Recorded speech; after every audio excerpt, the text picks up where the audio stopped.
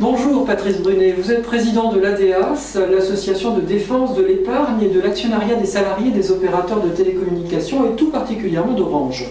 Pourquoi soutenez-vous les candidats de la CFE-CGC pour représenter les personnels au conseil d'administration d'Orange ? Comme vous le savez, nous représentons les personnels actionnaires, second actionnaire du groupe Orange après l'État avec 5% du capital. Bon, ces actionnaires, on peut le dire, ne sont pas entre guillemets des actionnaires comme les autres. Leur objet n'est pas d'être en quelque sorte spéculatif.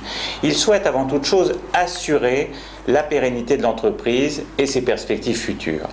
Le projet des candidats de la CFE-CGC nous semble à cet égard le plus pertinent. Alors justement, est-ce que vous pouvez préciser ?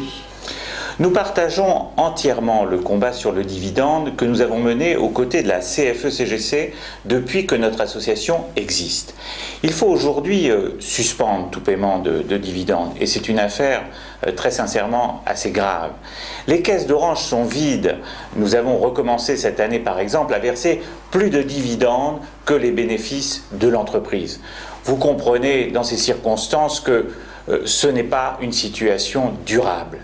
Et surtout, d'ailleurs, au moment où le chiffre d'affaires et la marge s'effondrent. Mais justement, si on cesse de distribuer un dividende, le cours de l'action Orange va s'effondrer. Écoutez, cet argument, on l'a entendu 1000 fois, pas du tout.